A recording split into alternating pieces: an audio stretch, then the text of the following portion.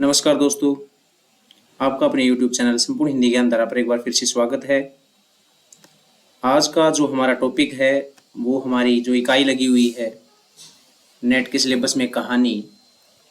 तो जो उसने कहा था हमारी कहानी है चंद्रधर शर्मा गुलेरी की, उसके बारे में हम आज जानेंगे। तो जो हमारे चैनल को अगर आपने अब तक सब्सक्राइब या लाइक नहीं किया है तो जल्दी से हमारे चैनल संपूर्ण हिंदी ज्ञान धारा को आप सब्सक्राइब कर लीजिए। अब चलते हैं हम कहानी पर। कहानी पर चलने से पहले हम बात करेंगे कुछ उसके पॉइंट्स हैं। उसने कहा था जो कहानी है उसके रचनाकार की बात करते हैं तो उसके रचनाकार हैं चंद्रधर शर्मा गुलेरी। कहानी का प्रकाशन वर्ष होता है 1915 में। 1915 में ये कहानी है जो उसने कहा था वो सरस्वती पत्रिका में प्रकाशित होती है। तो ये याद रखना होगा भाई हमें कि जो उसने कहा था कहानी है वो किस पत्रिका में प्रकाशित होती है, तो जो सरस्वती पत्रिका में प्रकाशित होती है। 1915 में ये कहानी जो है रची गई थी या इसकी रचना हुई थी। ये जो कहानी है फ्लैशबैक शैली की ये कहानी है, मतलब कि पूर्वदीप्ति। जो पहले की कुछ घटनाएं घटित होती हैं इसके अंदर वो हम आगे पढ़ेंगे, उन चीजों को आगे चलकर दोहराया जाता है। तो फ्लैशबैक या पूर्वदीप्ति की जो ये कहानी है, इसके अंदर फ्रांस और बेल्जियम जो दो देश हैं, फ्रांस और बेल्जियम, उसके अंदर युद्ध की जो कहानी है। युद्ध छिड़ा हुआ है 1914 से 1918 के बीच। जो प्रथम विश्व युद्ध था उस समय की घटना को इसके अंदर जैसे संकलित किया गया है। फ्रांस और बेल्जियम जो दो देश हैं उसके अंदर युद्ध की जो घटनाएं हैं उनको इसमें दर्शाया गया है। प्रेम का आदर्श स्वरूप इसमें चित्रित है। आगे बात कर लेते हैं। बचपन में लहना सिंह 12 वर्ष था, 12 वर्ष तथा सूबेदारनी 8 वर्ष के होते हैं जब उनकी प्रथम मुलाकात होती है। जब लहना सिंह जो इस कहानी का प्रमुख नायक है और सूबेदारनी है, जब इन दोनों की मुलाकात होती है तो इनकी आयु 12 वर्ष और 8 वर्ष है। तो ये हमें याद रखना होगा। आजकल ऐसे क्वेश्चन बहुत पूछे जाते हैं, हमसे देख के पूछ लेगा कि होरा और जो लहना सिंह है उसकी आयु जब उनकी मुलाकात होती है तो कितनी थी। तो लहना सिंह की जो है 12 वर्ष और जो सूबेदारनी है उसकी 8 वर्ष। इसके पात्रों की हम बात कर लेते हैं। इस कहानी के जो पात्र हैं लहना सिंह, हजारा सिंह, होरा, वजीरा सिंह, बोदा, अतर सिंह, महासिंह, अब्दुल्ला और पोलू राम। तो आजकल जो मुख्य पात्र हैं उनको ना पूछकर हमसे गौण पात्र पूछे जाते हैं, तो हमें याद रखने होंगे लहना सिंह, हजारा सिंह, होरा, वजीरा सिंह, बोधा, अतर सिंह, महासिंह, अब्दुल्ला और पोलाराम। ये उसने कहा था कहानी के पात्र हैं। उसके बाद हम बात करते हैं जो उसने कहा था कहानी है, उसको हम लाइन बाय लाइन पढ़ेंगे। तो चलते हैं।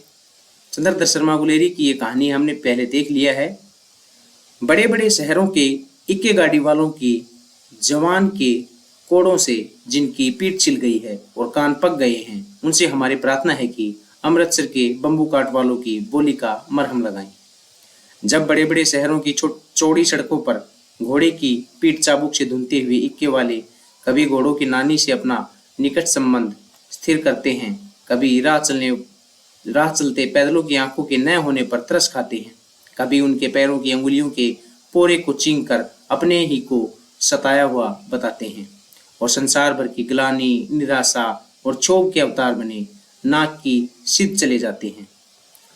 तब अमृतसर में उनकी बिरादरी वाले तंग चक्करदार गलियों में हर एक लड्डी वाले के लिए ठहरकर सब्र का समुद्र उमड़ाकर बचो खालसा जी, हटो भाई जी, ठहरना भाई जी, आने दो लाला जी, हटो बाछा, कहते हुए सफेद फेटों, खच्चरों और बतकों, गन्ने और खोमचे और भारे वालों के जंगल में से राह खेते हैं।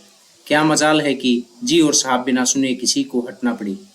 यह बात नहीं कि उनकी जीभ चलती नहीं, पर मीठी छुरी की तरह महीन मार करती हुई।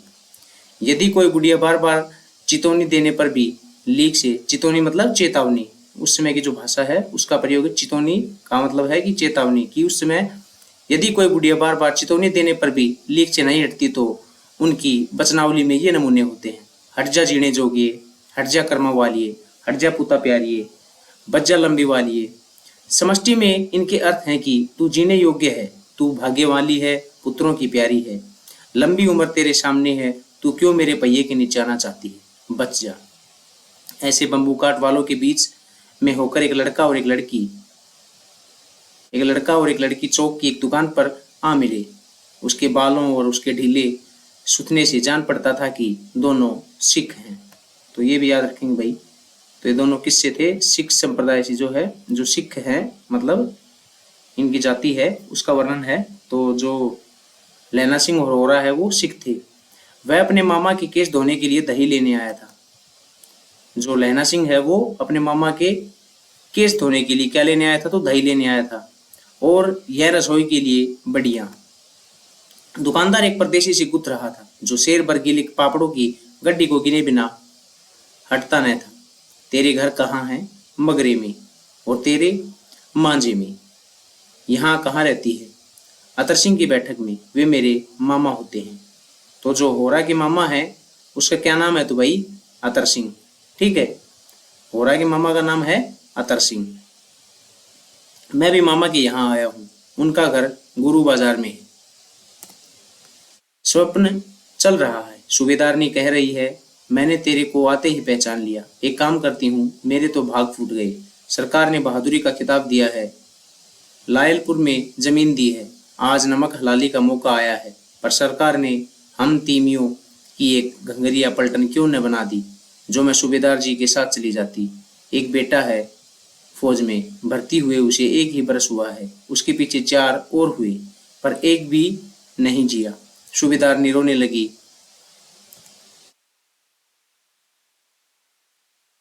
ये भाई वो पहले की लाइन है, ये है दूसरी जो है। इतने में दुकानदार निपटा और इनका सौदा देने लगा। सौदा लेकर दोनों साथ साथ चले। कुछ दूर जाकर लड़के ने मुस्कुराकर पूछा, तेरी कुड़माई हो गई? इस पर लड़की कुछ आंखें चढ़ाकर धत कहकर दौड़ गई और लड़का मुंह देखता रह गया। दूसरे तीसरे दिन सब्जी वाले के यहाँ, दूध वाले के यहाँ अकस्मात दोनों मिल जाते। महीना भर यही हाल रहा। 2-3 बार लड़के ने फिर पूछा, तेरी कुड़माई हो गई? और उत्तर में वही धत मिला।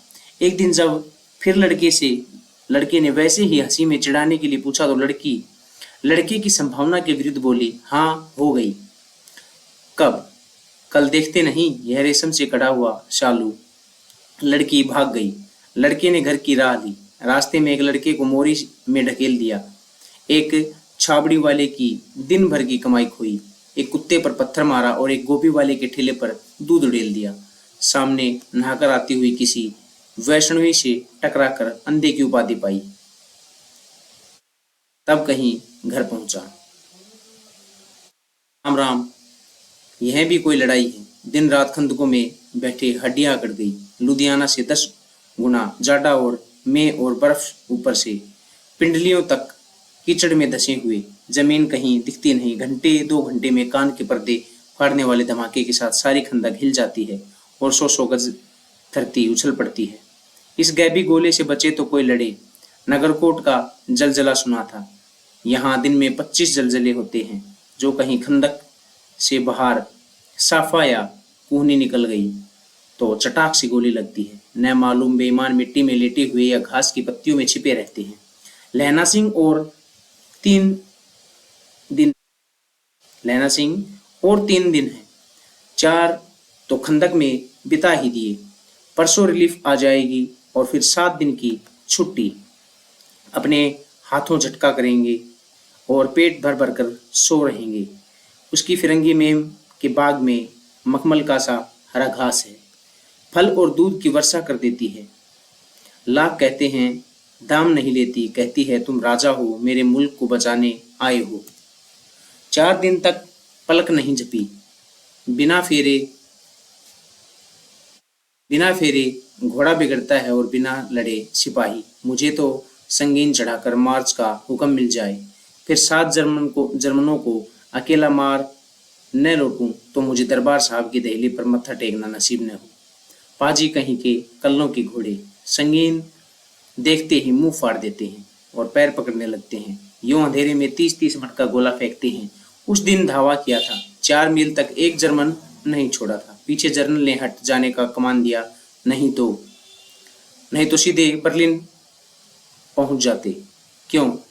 सूबेदार हजारा सिंह ने मुस्कुराकर कहा, लड़ाई के मामले जमादार या नायक के चलाए नहीं चलते। बड़े अफसर दूर की सोचते हैं। 300 मील का सामना, 300 मील का भाई क्या है, इसमें थोड़ा कट गया, एक तरफ बढ़ गए तो क्या होगा? सूबेदार जी सच है, लहना सिंह बोला, पर करें क्या? हड्डियों हड्डियों में तो जाड़ा धस गया है। सूर्य निकलता ही नहीं और खाई में दोनों तरफ से चंबे की बावलियों के से सोते झर रहे हैं। एक धावा हो जाए तो गर्मी आ जाए। आगे है, उद्मी उठ सिगड़ी के कोले डाल वजीरा, तुम 4 जने बाल्टियां लेकर खाई का पानी बाहर फेंको। महासिंह, शाम हो गई है, खाई के दरवाजे का पहरा बदल दे। यह कहते हुए सूबेदार सारी खंदक में चक्कर लगाने लगे। वजीरा सिंह पलटन का विदूषक था। ये भाई इंपॉर्टेंट है। जो पलटन है उसका विदूषक कौन था? तो जो है वजीरा सिंह। ठीक है, वजीरा सिंह पलटन का विदूषक था। बाल्टी में गंदला पानी भरकर खाई के बाहर फेंकता हुआ बोला, मैं पादा बन गया हूँ, करो जर्मन के बादशाह का तर्पण। इस पर सब खिलखिला पड़े और उदासी के बादल फट गए। लहना सिंह ने दूसरी बाल्टी भर के उसके हाथ में देकर कहा, अपनी बाड़ी के खरबूजों में पानी दो, ऐसा खाद का पानी पंजाब में नहीं मिलेगा। हाँ, देश क्या है, स्वर्ग है। मैं तो लड़ाई के बाद सरकार से 10 घुमा जमीन यहाँ मांग लूंगा। तो कितनी जमीन मांगने की बात करता है? तो भाई 10 धुमा जमीन। ठीक है, और फूलों के बूटे लगाऊंगा। ये भी इम्पोर्टेंट है। हमसे पूछ लेगा कि जो लहना सिंह है वो जब पानी डाल रहा होता है तो सरकार से 10 गुम्मा जमीन मांगकर वो उसमें क्या लगाने की बातें करता है? आलू लगाने की या अन्य कोई सब्जी का नाम देकर। तो याद रखना होगा भाई, फूलों के बूटे लगाने की बात वो करता है। लाडी होरा को भी यहाँ बुला लोगे, या वहीं दूध पिलाने वाली फिरंगी मैम? चुप कर, यहाँ वालों को शर्म नहीं। देश देश की चाल है। आज तक मैं उसे समझा नहीं सका कि सिख तंबाकू नहीं पीते। वह सिगरेट देने में हट करती है, ओठों में लगाना चाहती है, और मैं पीछे हटता हूँ तो समझती है कि राजा बुरा मान गया, अब मेरे मुल्क के लिए लड़ेगा नहीं। अच्छा, बोधा सिंह कैसा है? अच्छा है, जैसे मैं जानता ही न हूँ। रात भर तुम अपने कंबल उसे उड़ाते हो और आप सिगड़ी के सहारे गुजर करते हो। उसके पहरे पर आप पहरा देते आते हो। अपने सूखे लकड़ी के तख्तों पर उसे सुलाते हो। आप कीचड़ में पड़े रहते हो। कहीं तुम न मांदे पड़ जाना। जाड़ा क्या है? मौत है, और निमोनिया से मरने वालों को मुरब्बा नहीं मिला करते। इंपॉर्टेंट है भाई, ये पंक्ति हमसे देख के पूछ लेगा। ठीक है, कि निमोनिया से मरने वालों को मुरब्बे नहीं मिला करती। किसकी पंक्ति है? तो उसने कहा था, जो कहानी है उसकी पंक्ति है। मेरा डर मत करो, मैं तो बुलेल की खड्ड के किनारे मरूंगा। भाई कीरत सिंह की गोद पर मेरा सिर होगा और मेरे हाथ के लगाए हुए आंगन के आम के पेड़ की छाया होगी। वजीरा सिंह ने त्योरी चढ़ाकर कहा, क्या मरने मारने की बात लगाई है? मरे जर्मनी और तुर्क। हाँ भाइयों, कैसे? दिल्ली शहर ते पिशोर नु जान दिए, कर लेना लोंगा दा बपार मड़िए, कर लेना ना देड़ा सौदा अड़िए। ओए लाना चटाका कदवे नू, के बनाया वे मजेदार गोरिए, हुण लाना चटाका कदवे नू। ये भाई कुछ गीत हैं की पंक्तियां हैं, तो उनको भी ध्यान में रखेंगे। आजकल ये पंक्तियां भी पूछी जाती हैं। आगे है, कौन जानता था कि दाड़िया वाले घरबारी सिख ऐसा लुच्चों का गीत गाएंगे। पर सारी खंदक इस गीत में गूंज उठी और सिपाही फिर ताजे हो गए, मानो 4 दिन से सोते और मौज ही करते रहे। तीसरा आगे वो है, दोपहर रात गई है, अंधेरा है, सन्नाटा छाया हुआ है। बोधा सिंह खाली बिस्कुटों के 3 टिनों पर अपने दोनों कंबल बिछाकर और लैना सिंह के 2 कंबल और एक ब्राउन कोट ओढ़कर सो रहा है। लैना सिंह के पहरे पर खड़ा हुआ है। एक आंख खाई के मुंह पर है और दूसरी बोधा सिंह के दुबले शरीर पर। बोधा सिंह कराहा, क्यों बोधा भाई, क्या है? पानी पिला दो। लैना सिंह ने कटोरा उसके मुंह से लगाकर पूछा, कहो कैसे हो? पानी पीकर बोधा बोला, कंपनी छूट रही है। कपनी छूट रही है, रोम रोम में तार दौड़ रहे हैं, दांत बज रहे हैं। अच्छा, मेरी जर्सी पहन लो। और तुम? मेरे पास सिगड़ी है और मुझे गर्मी लगती है, पसीना आ रहा है। ना, मैं नहीं पहनता, 4 दिन से तुम मेरे लिए। हाँ, याद आई, मेरे पास तुम्हारी गर्म जर्सी है, आज सवेरे ही आई है, विलायत के बुन बुन कर भेज रही है मेरे मेमे, गुरु उनका भला करे। यूं कहकर लहना अपना कोट उतार कर जर्सी उतारने लगा। सच कहते हो और नहीं झूठ? यूं कहकर नहीं करते। बोधा को उसने जबरदस्ती जर्सी पहना दी और आप खाकी कोट और जीन का कुर्ता पहनकर पहरे पर आ खड़ा हुआ। मैम की जर्सी की कथा केवल कथा थी। आधा घंटा बीता, इतने में खाई की मुंह से आवाज आई, सूबेदार हजारा सिंह। कौन? लेफ्टिनेंट साहब, हुकुम हुजूर, कहकर सूबेदार तनकर फौजी सलाम करके सामने हुआ। देखो, इसी समय धावा करना होगा। मील भर की दूरी पर पूर्व के कोने में एक जर्मन खाई है, उनमें 50 से ज्यादा है जर्मन नहीं। इन पेड़ों के नीचे नीचे 2 खेत काट कर रास्ता है, 3-4 घुमाव है, जहां मोड़ है वहां 15 जवान खड़े कर आया हूँ। तुम यहाँ 10 आदमी छोड़कर सबको साथ ले उनसे जा मिलो। खंदक छीनकर वहीं जब तक दूसरा हुक्म न मिले डटे रहो, हम यहाँ रहेगा। जो हुक्म। चुपचाप सब तैयार हो गए। बोधा भी कंबल उतार कर चलने लगा। तब लहना सिंह ने उसे रोका। लहना सिंह आगे हुआ तो बोधा के बाप सूबेदार ने उंगली से बोधा की ओर इशारा किया। लहना सिंह समझकर चुप हो गया। पीछे 10 आदमी कौन रहे, इस पर बड़ी हुजम्मत हुई। कोई रहना न चाहता था। समझा बुझाकर सूबेदार ने मार्च किया। लेफ्टिनेंट साहब लहना की सिगड़ी के पास मुंह फेर कर खड़े हो गए और जेब से सिगरेट निकालकर सुलगाने लगे। 10 मिनट बाद उन्होंने लहना की ओर हाथ बढ़ाकर कहा, लो तुम भी पियो। आगे देखिए। आंख मारते मारते लहना सब समझ गया। मुंह का भाव छिपाकर बोला, लाओ साहब। हाथ आगे करते ही उसने सिगड़ी के उजाले में साहब का मुंह देखा, बाल देखे, तब उसका माथा ठनका। लेफ्टिनेंट साहब के पट्टियों वाले बाल एक दिन में ही कहाँ उड़ गए और उनकी जगह कैदियों से कटे बाल कहाँ से आ गए। शायद साहब शराब पिए हुए हैं और उन्हें बाल कटवाने का मौका मिल गया है। लहना सिंह ने जांचना चाहा। लेफ्टिनेंट साहब 5 वर्ष से उनकी रेजिमेंट में थे। क्यों साहब, हम लोग हिंदुस्तान कब जाएंगे? लड़ाई खत्म होने पर। क्यों? क्या यह देश पसंद नहीं? नहीं साहब, शिकार के वे मजे यहाँ कहाँ। याद है, 5 साल नकली लड़ाई के पीछे हम जगाधरी जिले में शिकार करने गए थे। हाँ हाँ, वहीं जब आप खोते पर सवार थे और आपका खानसामा अब्दुल्ला रास्ते के एक मंदिर में जल चढ़ाने को रह गया था। बेशक पाजी कहीं का।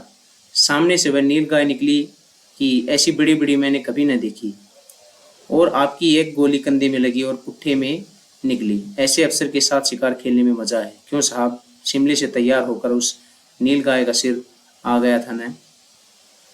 आपने कहा था कि रेजिमेंट की मैस में लगाएंगे। हाँ, पर मैंने वह विलायत भेज दिया। ऐसे बड़े बड़े सींग 2-2 फुट के तो होंगे। तो सींगों की लंबाई कितनी बताई गई भाई? 2-2 फुट। आगे देखिए। हाँ लहना Singh, 2 foot 4 inch 2 foot 4 inch की थी। तुमने सिगरेट नहीं पिया?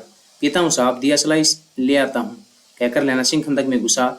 अब उसे संदेह नहीं रहा था। उसने झटपट निश्चय कर लिया कि क्या करना चाहिए। अंधेरे में किसी सोने वाले से वह टकराया। कौन? वजीरा सिंह।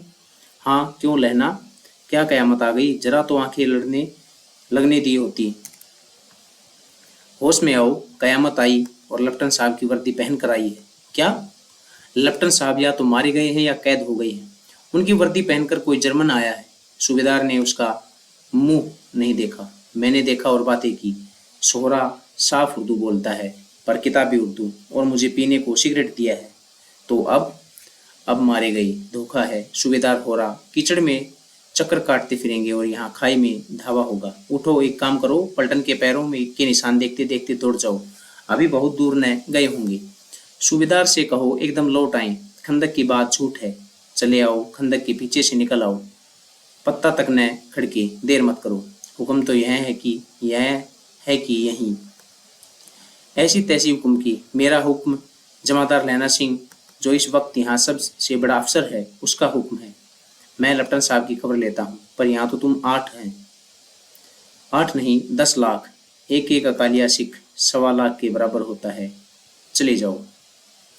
लौटकर खाई के मुहाने पर लहना सिंह दीवार से चिपक गया। उसने देखा कि लेफ्टिनेंट साहब ने चार, ये थोड़ा सा आगे भाई वो हो गया था मिस प्रिंट। गोले निकाले, तीनों को जगह जगह खंदक की दीवारों में घुसेड़ दिया और तीनों एक तार करके सूत की एक गुत्थी थी जिसे सिगड़ी के पास रखा।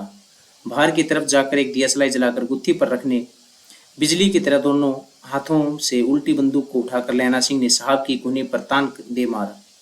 धमाके के साथ साहब के हाथ से दियासलाई गिर पड़ी। लैना सिंह ने एक कुंदा साहब की गर्दन पर मारा और साहब आंख मीन गोट कहते हुए चित्त हो गए। लैना सिंह ने तीनों गोले बीन कर खंदक के बाहर फेंके और साहब को घसीटकर सिगड़ी के पास लिटाया। जेबों की तलाशी ली, 3-4 लिफाफे और एक डायरी निकालकर उन्हें अपनी जेब के हवाले किया। साहब की मूर्छा हटी। लैना सिंह ने हंसकर बोला, क्यों लेफ्टिनेंट साहब, मिजाज कैसा है? आज मैंने बहुत बातें सीखी। यह सीखा कि सिख सिगरेट पीते हैं।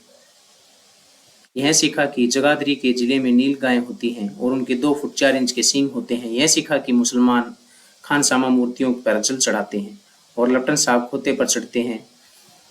पर यह तो कहूँ, ऐसी साफ उर्दू कहाँ से सीख आई? हमारे लेफ्टिनेंट साहब तो बिन डेम के 5 लफ्ज भी नहीं बोला करते थे।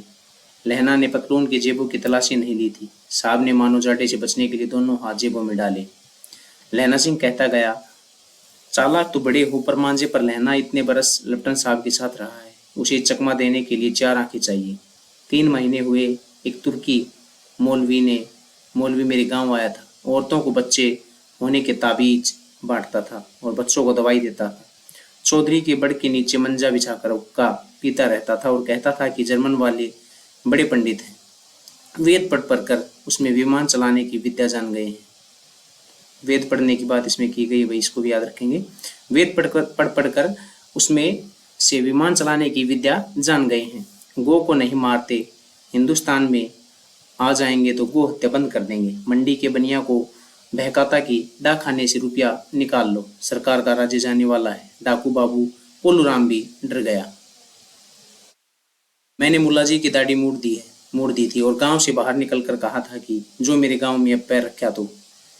साहब की जेब में से पिस्तौल चला और लहना की जांग में गोली लगी। इधर लहना की हेनरी मार्टिन के 2 फायरों ने साहब की कपाल क्रिया कर दी। धड़ाका सुनकर सब दौड़ आए। बोधा चिल्लाया, क्या है? लहना सिंह ने उसे यह कहकर सुला दिया कि एक हड़का हुआ कुत्ता आया था, मार दिया, और औरों से सब हाल कह दिया। सब बंदूकें लेकर तैयार हो गए। लहना ने साफा फाड़कर घाव के दोनों तरफ पट्टियां कसकर बांधी। घाव मांस में ही था, पट्टियों के कसने से लहू निकलना बंद हो गया। इतने में 70 जर्मन चिल्लाकर खाई में घुस पड़े। सिखों की बंदूकों की बाढ़ ने पहले धावे को रोका, दूसरे को रोका, पर यहाँ थे 8। लहना सिंह तक कर मार रहा था। वह खड़ा था और लेटे हुए थे, और वे 70 अपने मुर्दा भाइयों के शरीर पर चढ़कर जर्मन आगे घुस आते थे। थोड़े से मिनटों में भी अचानक आवाज आई, वाह गुरुजी फतेह, वाह गुरुजी का खालसा, और धड़ाधड़ बंदूकों के फायर जर्मनों की पीठ पर पड़ने लगे। ऐन मौके पर जर्मन को 2 चक्की के पाटों के बीच में आ गई। पीछे से सूबेदार हजारा सिंह के जवान आग बरसाते थे और सामने से लहना सिंह के साथियों के संगीत चल रही थी। पास आने पर पीछे वालों ने भी संगीन पिरोना शुरू कर दिया था। एक किलकारी और अकाल सिखां दी फौज आई। वाह गुरुजी फतेह, वाह गुरुजी दा खालसा, सत श्री अकाल पुरख, और लड़ाई खत्म हो गई। 63 जर्मन या तो खेत रहे थे या करा रहे थे। सिखों में 15 के प्राण गए थे। सूबेदार के दाहिने कंधे में से गोली आर पार निकल गई। लहना सिंह की पसली में एक गोली लगी। उसने घाव को खंदक की गिल्ली मिट्टी से पूर लिया था और बाकी का साफा कसकर कमरबंद की तरह लपेट लिया। किसी को खबर न हुई कि लहना को दूसरा घाव भारी घाव है। लड़ाई के समय चांद निकल आया था, ऐसा चांद जिसके प्रकाश में संस्कृत कवियों का दिया हुआ क्षयी नाम सार्थक होता है। और हवा ऐसी चल रही थी जैसी बाण भट्ट की भाषा में, ये देखो भाई, इसको इम्पोर्टेंट नोट डाउन करना, बाण भट्ट की भाषा में दंत वीणोपदेशाचार्य कहलाती है। बाण भट्ट का इसमें जिक्र किया गया है, ठीक है, आप इसको। वजीरा सिंह कह रहा था कि कैसे मन भर फ्रांस की भूमि मेरे बूटों से चिपक रही थी। जब मैं दौड़ा सूबेदार के पीछे गया, सूबेदार लहना सिंह ने सारा हाल सुना और कागजात पाकर वे तुरंत बुद्धि को सराह रहे थे और कह रहे थे कि तू न होता तो आज सब मारे जाते। इस लड़ाई की आवाज़ 3 मील दाहिनी ओर की खाई वालों ने सुन ली थी। उन्होंने पीछे टेलीफोन कर दिया। वहां से झटपट 2 डॉक्टर और 2 बीमार ढोने की गाड़ियां चली, जो कोई 1.5 घंटे के अंदर अंदर आ पहुंची। फील्ड अस्पताल नजदीक था। सुबह होते होते वहां पहुंच जाएंगे, इसलिए मामूली पट्टी बांधकर एक गाड़ी में घायल लिटाए गए और दूसरी में लाशें रखी गई। सूबेदार ने लहना सिंह की टांग पर पट्टी बंधवानी चाहिए, पर उसने यह कहकर टाल दिया कि थोड़ा घाव है, सवेरे देखा जाएगा। बोधा सिंह जबर में भर्रा रहा था। वह गाड़ी में लिटाया गया। लहना को छोड़कर सूबेदार जाते नहीं थी। यह देख लहना ने कहा, तुम्हें बोधा की कसम और सूबेदारनी जी की सौगंध है, जो इस गाड़ी में न चले जाओ। और तुम मेरे लिए वहां पहुंचकर गाड़ी भेज देना, और जर्मन मुर्दों के लिए भी तो गाड़ियां आती होंगी। मेरा हाल बुरा नहीं है, देखते नहीं मैं खड़ा हूँ, वजीर सिंह मेरे पास ही है। अच्छा, पर बोधा गाड़ी पर लेट गया। भला आप भी चढ़ जाओ। सुनिए तो, सूबेदारनी होरा को चिट्ठी लिखो तो मेरा मत्था टेकना लिख देना, और जब घर जाओ तो कह देना मुझसे जो उसने कहा था वह मैंने कर दिया। ठीक है भाई, आगे देखिए। गाड़ियां चल पड़ी थी। सूबेदार ने चढ़ते चढ़ते लहना का हाथ पकड़कर कहा, तैने मेरे और बोधा के प्राण बचाए हैं, लिखना कैसा, साथ ही घर चलेंगे। अपनी सूबेदारनी को तू ही कह देना उसने क्या कहा था। आप गाड़ी पर चढ़ जाओ, मैंने जो कहा वह लिख देना, और यह भी कह देना। गाड़ी के जाते लहना लेट गया। वजीरा पानी पिला दे और मेरा कमरबंद खोल दे, तर हो रहा है। मृत्यु के कुछ समय पहले स्मृति बहुत साफ हो जाती है। जन्म भर की घटनाएं एक दूसरे के एक एक करके सामने आती हैं। सारे दृश्यों के रंग साफ होते हैं। समय की धुंध बिल्कुल उन पर से हट जाती है। लहना 12 वर्ष का है। ये देखिए भाई, जो हमने स्टार्टिंग में पढ़ा था ना कि जो लहना की उम्र कितनी है, और जो फ्लैशबैक शैली का जिक्र हमने पीछे किया था, तो फ्लैशबैक शैली का भी यहाँ वो घटनाक्रम हमें दिखाई पड़ेगा। लहना सिंह की उम्र 12 वर्ष है। अमृतसर की मामा के यहाँ आया हुआ है, दही वाले के यहाँ, सब्जी वाले के यहाँ, हर कहीं उसे 8 वर्ष की। ये देखो, जो मेम साहब है वो सूबेदारनी और जो है वो 8 वर्ष की है। ठीक है, इसको इम्पोर्टेंट भाई नोट डाउन कर लेना। जब वह पूछता है कि तेरी कुड़माई हो गई, तब धत्त कहकर वह भाग जाती है। एक दिन उसने वैसे ही पूछा तो उसने कहा, हाँ कल हो गई। देखते नहीं है रेशम के फूलों वाला सालू। सुनते ही लहना सिंह के दुख हुआ, क्रोध हुआ। क्यों हुआ? वजीरा सिंह पानी पिला दे। 25 वर्ष बीत गए। तो भाई कितना समय बीत जाता है? तो 25 वर्ष। ठीक है, इसको भी याद करना, नोट डाउन कर लेना, जो है 25 वर्ष। अब लहना सिंह ने 77 राइफल्स में, ये भाई 77 है, ठीक है, 77 राइफल्स में जमादार हो गया है। उस 8 वर्ष की कन्या का ध्यान ही न रहा, न मालूम वह कभी मिली थी या नहीं। 7 दिन की छुट्टी लेकर जमीन के मुकदमे की पैरवी करने वह अपने घर गया। वहां रेजिमेंट के अफसर की चिट्ठी मिली कि फौज लाम पर जाती है, फौरन चले आओ। साथ ही सूबेदार हजारा सिंह की चिट्ठी मिली कि मैं और गोदावी लाम पर जाते हैं, लौटते हुए हमारे घर होते जाना, साथ ही चलेंगे। सूबेदार का गांव रास्ते में ही पड़ता था और सूबेदार उसे बहुत चाहता था। लहना सिंह सूबेदार के यहाँ पहुंचा। जब चलने लगे तब सूबेदार बेड़े में से निकल कर आया। बोला, लहना सूबेदारनी तुमको जानती है, बुलाती है, जा मिला। लहना सिंह भीतर पहुंचा। सूबेदारनी मुझे जानती है? कब से? रेजिमेंट के क्वार्टरों में तो कभी सूबेदारनी के घर के लोग रहे नहीं। दरवाजे पर जाकर मत्था टेकना कहा। आशीष सुनी। लहना सिंह चुप। मुझे पहचाना नहीं? तेरी कुड़माई हो गई धत, कल हो गई। देखते नहीं रेशमी बूटे वाला सालू अमृतसर में। भावों की टकराहट से मूर्छा खुली, करवट बदली, पसली का घाव बह निकला। वजीरा पानी पिला, उसने कहा था। वो ये भाई हमारी कहानी थी, उसने कहा था। ठीक है,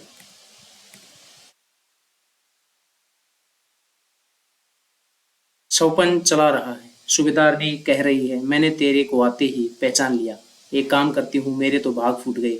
सरकार ने बहादुरी का खिताब दिया है, लायलपुर में जमीन दी है। आज नमक हलाली का मौका आया है, पर सरकार ने हम तीमियों की एक घंघरिया पलटन क्यों न बना दी, जो मैं भी सूबेदार जी के साथ चली जाती। एक बेटा है, फौज में भर्ती हुए उसे 1 ही वर्ष हुआ है। उसके पीछे 4 और हुए, पर एक भी नहीं जिया। सूबेदार ने रोने लगी। अब दोनों जाते हैं, मेरे भाग तुम्हें याद हैं। फ्लैशबैक की जो शैली है उसका जिक्र वही ये देखिए यहाँ किया गया है। तुम्हें याद है एक दिन टांगे वाले घोड़ा दही वाले की दुकान के पास बिगड़ गया था, तुमने उस दिन मेरे प्राण बचाए थे।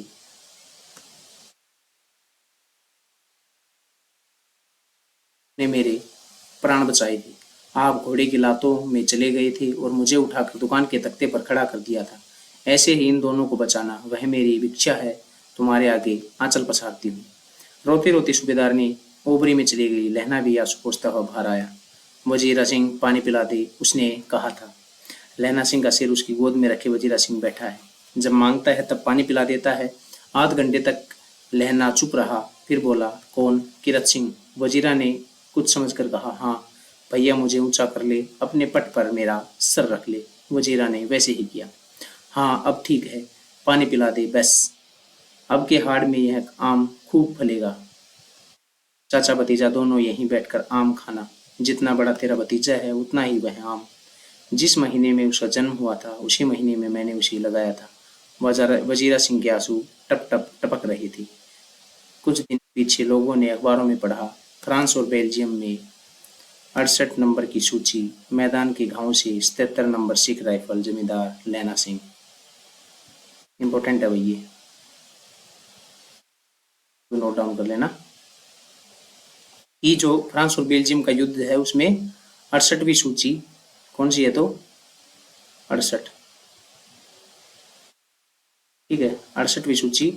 और 77 नंबर जो है जमादार सिख राइफल, जमादार लैना सिंह जो है मारा गया। तो ये हमारी कहानी थी। उसने कहा था, उसके कुछ इंपॉर्टेंट पॉइंट थे वो मैंने बता दिए हैं आपको। इसमें जो याद रखने की बात है वो है कि जो बचपन में उनकी उम्र होती है, जब वो मिलते हैं तो 12 साल और 8 साल उसकी उम्र होती है। ठीक है, 1915 की ये कहानी है, चंद्रधर से शर्मा गुलेरी जी की, और सरस्वती पत्रिका में प्रकाशित होती है। पूर्वदीप्ति शैली की ये कहानी है। फ्रांस और बेल्जियम के युद्ध का जो 1914 से 1918 में प्रथम विश्व युद्ध है उस समय का इसमें जिक्र किया गया है। जो लैना सिंह है वो सिख राइफल में 68वीं सूची का 77 नंबर जमादार होता है। ये हमसे नेट में पूछा भी गया था भाई। अब की बार जो नेट का हमारा एग्जाम हुआ था उसमें पूछा था कि जो लैना सिंह है वो किस क्रम का जो है जमादार है। तो 68वीं सूची में 77 नंबर जमादार है। ठीक है, तो वही हमारी कहानी थी। उसने कहा था कल एक और नई कहानी के साथ हम जल्दी मिलेंगे। तब तक के लिए धन्यवाद। अगर आपने हमारे चैनल को अब तक सब्सक्राइब नहीं किया है तो जल्दी से सब्सक्राइब कर लीजिए। धन्यवाद।